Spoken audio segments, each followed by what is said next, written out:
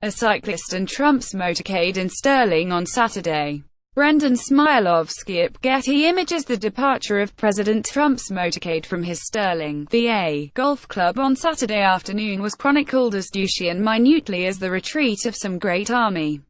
The president left Trump National Golf Club at 3:12 p.m., after spending the day there on the edge of the Potomac River. A thick column of black SUVs escorted Trump past two pedestrians, a Guardian reporter wrote in a pool report, one of whom gave a thumbs-down sign. Then it overtook a female cyclist, wearing a white top and cycling helmet, who responded by giving the middle finger. The cyclist was photographed for posterity. So was an impeach sign held aloft outside the golf club that day.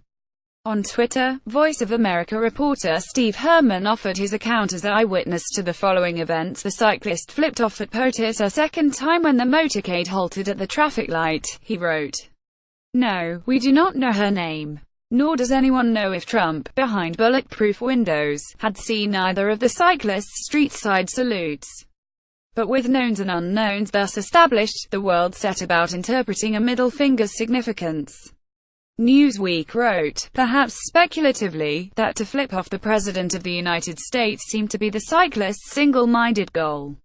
The Guardian avoided analysis. The Reddit commenter Zably did not some heroes wear bike helmets. Accused of polluting the record of a motorcade's passage with details that were not, really, news, Herman defended himself. The cyclist's act has certainly generated an emotional reaction among many, he wrote. Well, go him one better.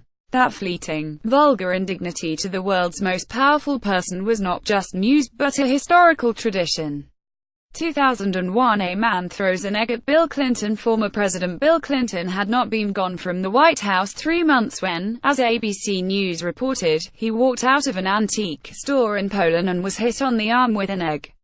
The former president took off his suit jacket and continued his walk in sunny weather for another 15 minutes, signing autographs and greeting tourists, the station reported.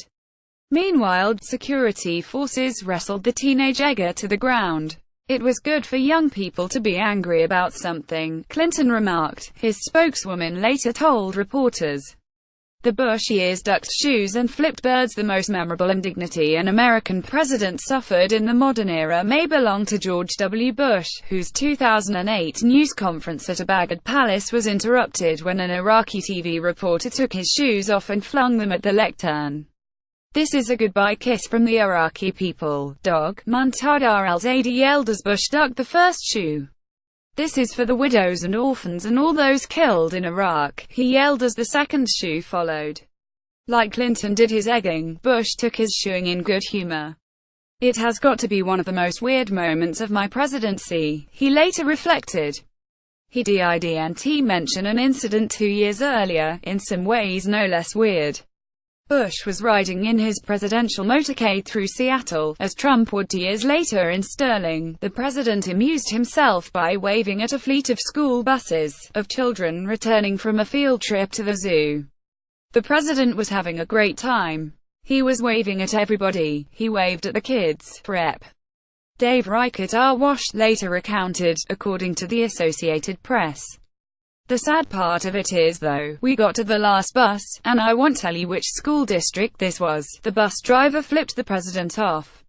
Reporters soon found out the name of the school district.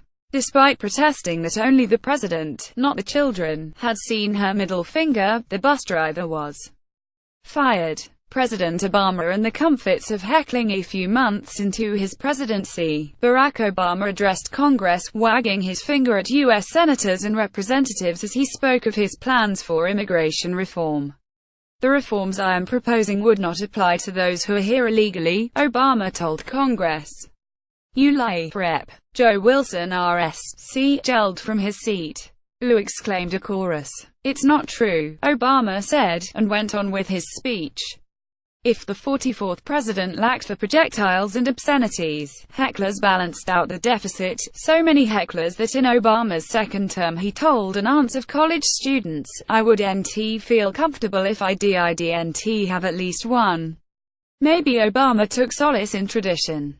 The Washington Post once traced the history presidential heckling as far back as Abraham Lincoln, who on the day before his Gettysburg Address remarked to a less well-remembered crowd, "In my position, it is somewhat important that I should not say any foolish things, and heard back this if you can help it."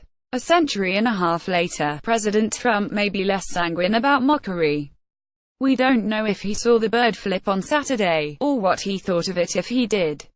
But Trump has faced no end of jeers at his rallies and has often shared his feelings with the crowd.